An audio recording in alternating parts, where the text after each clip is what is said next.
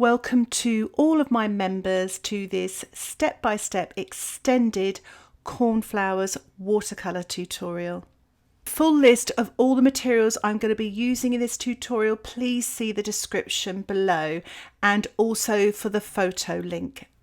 This is my sketch for the painting, and for those of you on Patreon, just scroll down beneath the video and you can find the downloadable link for this outline sketch. I've also got an extra downloadable sketch for the changes that I made at the end of the painting. Just fast forward to about 19 minutes and 45 seconds. You'll see I actually made some changes where I replaced the sea head with an extra cornflower. So if you want the drawing template for that, that will be available in the description below. So I'm mixing up some cerulean. This is for the background sky wash. I'm making plenty of it and I'm using my size 6 brush to mix this wash, and lots of water in there as well. Make sure you've got a nice big puddle.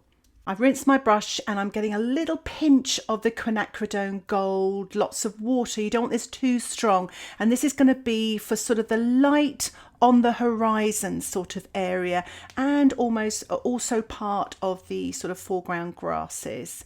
So I'm getting my large flat brush, tilting my painting just towards me. You can use a bit of framing text if you want to, don't want to hold it, just so you've got a bit of an angle, and really spend time soaking your paper. I'm using Canson's 300 grams cold press paper, and it is 9x12, and I've obviously got the framing tape around the edge, so it makes it a bit smaller. As you notice though, it's only 300 grams, so it does dip in the middle. I'm just going to ignore that, but do a little bit of tilting so you don't have any puddles. The thinner the paper, the more buckling and the more puddles. So just wiping off around the edge as well, just making sure you really have prepared so you can actually put the washes that you've already previously prepared and start painting. Always prepare your washes first. So I always do this, so it's a little habit of mine. I just sort of mix up the paint again, so I just do it. It's like I can't help myself. So I'm just going to paint now. It's kind of like an imaginary sky, and I'm going to leave some cloud sort of gaps around the cornflowers, so you've got light against dark of the cornflowers. So it's a little trick.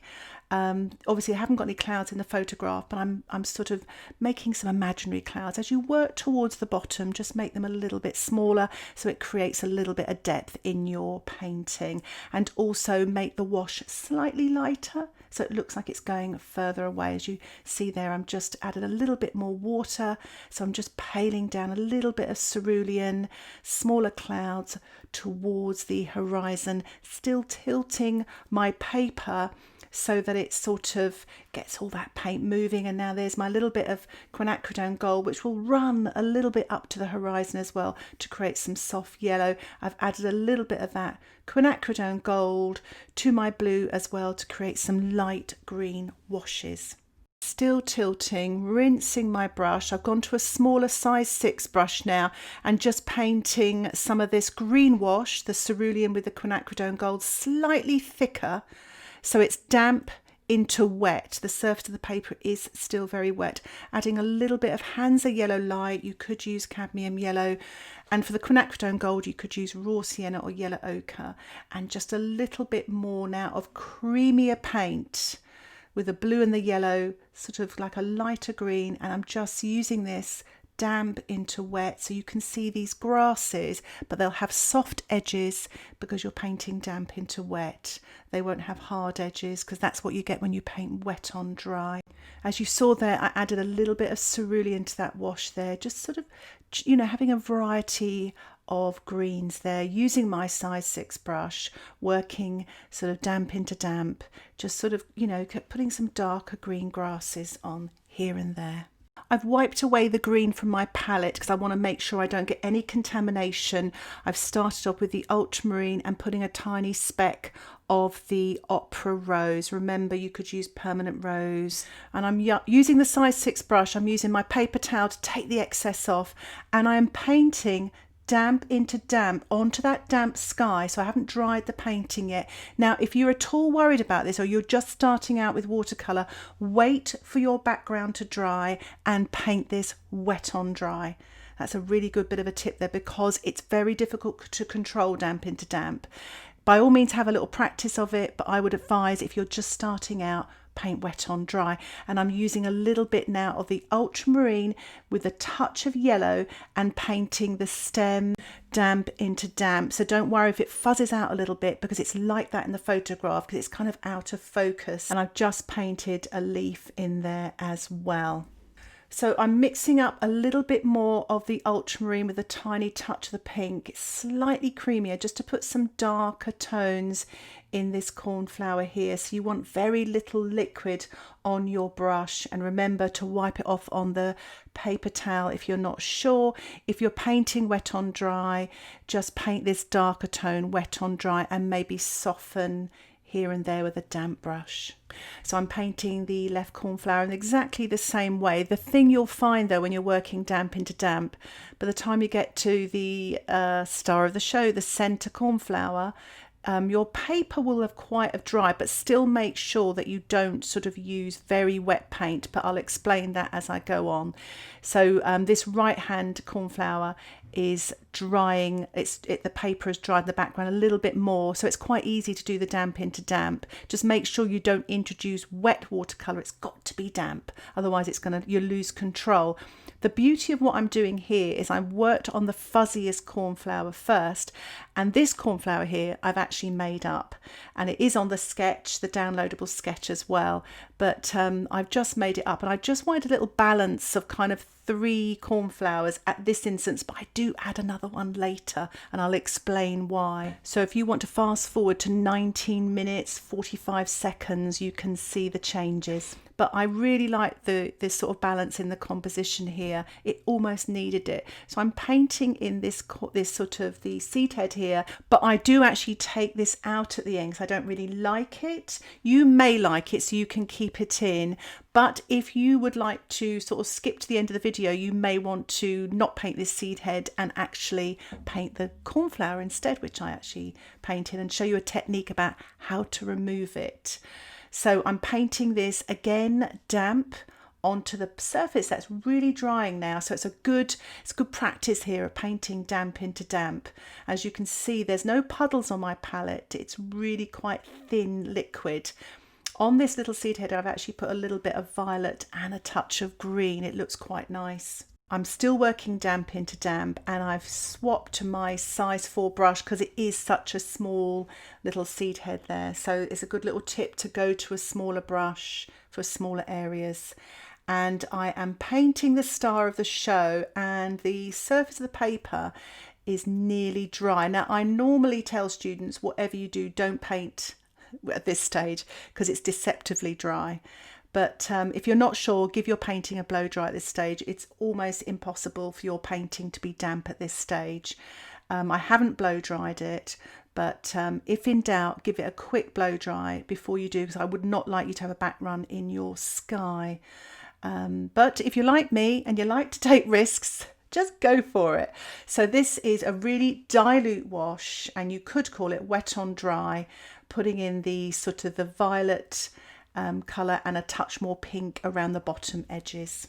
So I'm mixing up a sort of quite a thick greenish colour here with the cerulean with the yellow, and just to put this sort of, it's quite dark here at the bottom, and this green, and it's interesting here because the top part was quite dry. This is still damp, and I think it's because the center of the paper is dipped a little bit, and that's why it's wetter there. You'll find when your paper buckles a bit, the bits that are higher up the paper is drier, and the bits where it's dipped is wetter. So this is still damp, so still damp and damp. But if you're wet on dry, no matter, just put your green wash on and then drop in a little bit of pink added to the green, just to get that sort of dark, sort of pinky, muddy sort of pinky shade. So a little bit of pink and blue now, and you look at my palette, there's hardly any liquid there. It's really dark. It's so dark at the bottom of the petals here, mostly ultramarine with a touch of the pink to create that lovely dark shade. And I'm just adding more of a pinky violet now. It's just beautiful, the colours that you've got here, and it's quite a limited palette. If you think about it, it is just primary colours, pink, blue and yellow. And this is damp into damp, but obviously I've wet the surface of the top part of the petals there, so it is still damp, and I'm painting in some shadow colours damp into damp. And I am just putting a few thinner marks now on the petals, damp into damp, and it's kind of like a 50-50 mix of ultramarine and the opera rose. So if your paint's running too quickly, just, sort of spreading into the other petals, just put a little less water or wipe your brush onto your paper towel and just continue putting those little marks in here and there. I'm now putting the same on this foreground sea head, which is still damp. Again, you can paint this wet on dry. It is absolutely fine.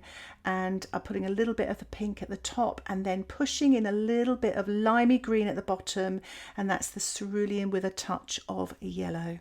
Dropping it damp into damp. As you can see there, because the background is a little bit damp in places, they get a little bleed. So if you get that, just get a bit of paper towel and just lift it off. There we are, all taken care of. I'm using the size 4 brush and just painting the stem in. Again, you could wait for this to dry and paint this wet on dry, but I'm just using some creamy colour. It is sort of bleeding out a bit, and I'm just mopping up with my paper towel. Painting the stem of the centre cornflower with a mixture of the Hansa yellow light with a little bit of cerulean, or you could use ultramarine. And this is pretty dry, so wet on dry. I'm using my size 6 brush, and just as it goes down into the grasses, I'm just paling off this colour just to kind of let it disappear a little bit into the grasses, and just make it fade away just a little bit lighter at the bottom. I'm now painting wet on dry, painting a little bit of detail on the petals of this main cornflower, the star of the show, using my size 6 brush. So painting on a little bit of ultramarine with a touch of the opera rose, wet on dry, and then rinsing my brush, taking the excess off and just softening some of the edges there, just so you've got a hard edge one side, maybe a soft edge the other, so it kind of sort of melts into the petals so it doesn't look too harsh in places.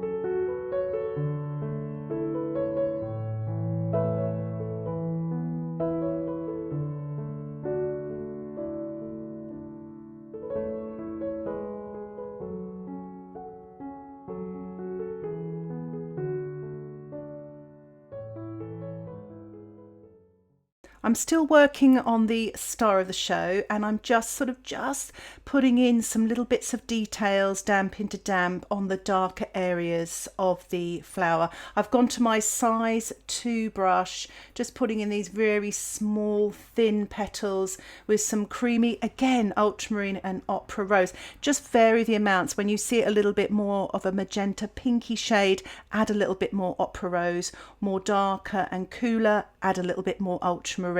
So I'm just putting in these tiny bits of details here and there.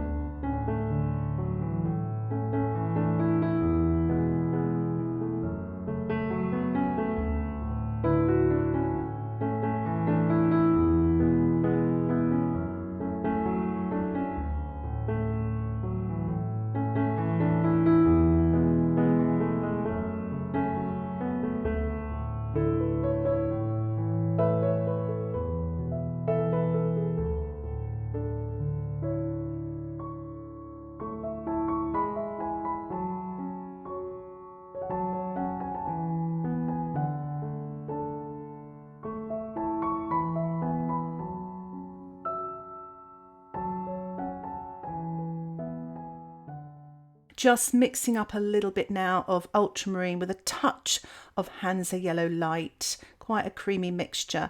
I'm working wet on dry, and I'm just putting some textures and details on this area of the cornflower. It's quite a cool blue. This area is in shadow, and it's just to create little bits of texture. Take your time with this, really observe the cornflower as well. Have a look at these sort of edges as well. It creates a lot of interest and really brings this cornflower forwards. Just rinsed off my brush then. I'm just softening this area here, so not everything's it's full of texture, otherwise it tends to flatten things. It's just too much interest. So I've just softened that slightly with a damp brush, and I'm just painting a little bit of shadows, just a little bit down. It's quite dark, the stem, so I'm just painting a little bit of shadow down a little bit on the left hand side, but it's in the center as well, and I'm giving it a little spatter now just to stop me from fiddling, but just to create a little bit of texture. I'm actually working now on the supporting cast, just painting some ultramarine with a touch of pink, just wet on dry with my size 4 brush, or you could use your size 6, just a little bit of extra shadows and details again as well on the stems and leaves, using the ultramarine with a touch of the yellow and just softening with a little bit of water here and just painting the stems. Remember, don't give it too much darks, don't overdo it, just keep it soft, but just a tiny bit more details.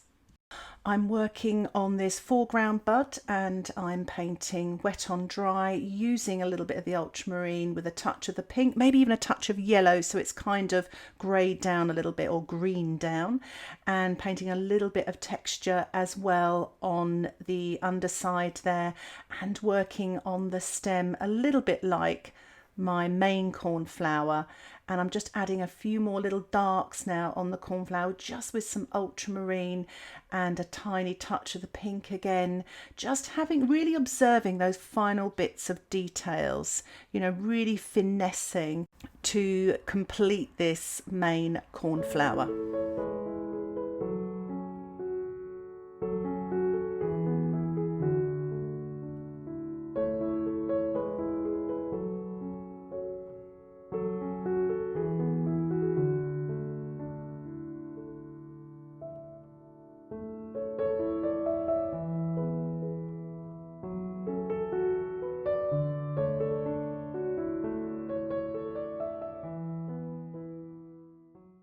Those few final marks on there and a spatter. You don't have to spatter at this stage. It's entirely up to you. It's part of my process, stops me from painting. But if spattering is not your thing, I totally understand. You could just leave it there and let your painting dry, and it's sort of finished at this stage. The cornflowers are, and we'll just start working on the foreground grasses just to finish off. So I'm mixing up there some Cerulean with the Hansa yellow light, and I'm just sort of putting these wet on dry now with my size 6 brush, really loading that brush and lifting off as you get to the top of the grasses, so you get that lovely fine point. And do practice this as well on a rough piece of paper to give yourself, just to kind of warm yourself up, to give yourself more confidence. I've added a little bit of Quinacridone gold there and a touch of ultramarine. You get this lovely yummy dark green, and I'm just painting this now in between those grasses, again wet on dry with my size 6 brush, lifting off at the end, just to really sort of try to do it swiftly and try to sort of change directions slightly so they don't all look like they're like soldiers standing straight and in a row. Rinsed my brush there, added a little bit of water to that puddle. I've covered the cornflowers and sky with my hand, but I would probably suggest some paper towel. And here it is. This is the finished painting. I've removed the framing tape, and what bothered me was that seed head or bud in the background. It just was coming forward too much, taking the attention away from the star of the show. So I thought I'd lift it out and I'd show you the process of that, and I'd put another cornflower there. So let's get to it. I'm using an old acrylic synthetic brush. I've used my stencil brush before as well. Any sort of old brush where you don't mind scrubbing with it. Now, when you're scrubbing, keep getting clean water. Don't keep scrubbing the dirty water that's lifted off the paint underneath, but just keep getting fresh water and periodically lift off with your paper towel and then work away at it. You don't want to work too long because I don't want you to get a hole or scuff up your paper too much. It's enough just to get that and you're left with almost like a shadow of that seed head there. So don't worry if you don't get rid of all of it. You just want to get rid of most of it and then just press off and take off all that residue paint. So that's as much as I could get off without tearing a hole in my piece of paper. And I'm mixing up now just the Opera Rose and the Ultramarine again. And I have actually blow dried the painting, so this is dry. And I'm just putting a sort of supporting cast or even an extra in the background there, keeping it sort of palish and small so that it fades back. I don't want it to take attention away from my main cornflower. That's the whole idea. I took out the seed head in the first place, so that's important. So you don't want the tonal values too strong here. But if you could actually, if you didn't want to, you don't have to put the seed head in. You could actually just put another cornflower in, or better still, don't have one in there altogether from the very start. It's up to you. But this is just to show you that you can make changes. The only thing I would say is don't sort of start getting sort of liking lifting off and doing that, because I think sometimes your paintings end up with that, you lose that sparkle. I know a lot of students years ago used to love lifting off, and I just felt that their painting sometimes looked a little bit dull. So in places where you've got a fabulous painting where something sticks out that spoils it, then by all means take it out, but only if you really feel it's necessary. One of the things I find with the white border, it really gives me time to assess my painting. So I'm just putting a few more little darks on this background cornflower just to finish off, and I felt that my cornflower in the foreground needed a little bit more shadow just underneath the sort of dark areas of the petals, really just to pop them out. You find with watercolours they do dry paler, so when you paint them on you think, oh yeah, that looks great, and then it dries off a shade. So I'm just putting a little bit more dark. I'm being quite daring here. I'm really putting lots of sort of ultramarine with a tiny touch of pink, tiny touch of yellow, just to really put this dark, because the petals are really shading this area. And I'm just sort of softening this stem as well, just to bring it down. It really does bring it forward again in those grasses there, so we can really see it in all its glory. So I think I'll finish my painting there. I really hope you enjoy this final bit of showing you that you can actually sort of correct mistakes really and lift things out, but don't overdo it. I really hope you enjoyed the colour mixing exercise and the sketchbook, which was just for members. So a little bit of bonus there, a few extras to help you with your watercolour painting. Thank you so much for watching this tutorial. If you have any comments, please put them in the comments section below and I'll try and get back to you as soon as I can. If you would like to share your paintings, don't forget you can share them on the members Facebook page, and a link for that can be found in the description below. Thank you so much for being part of the membership and supporting me in my teaching and in my artwork. Happy painting. Bye for now.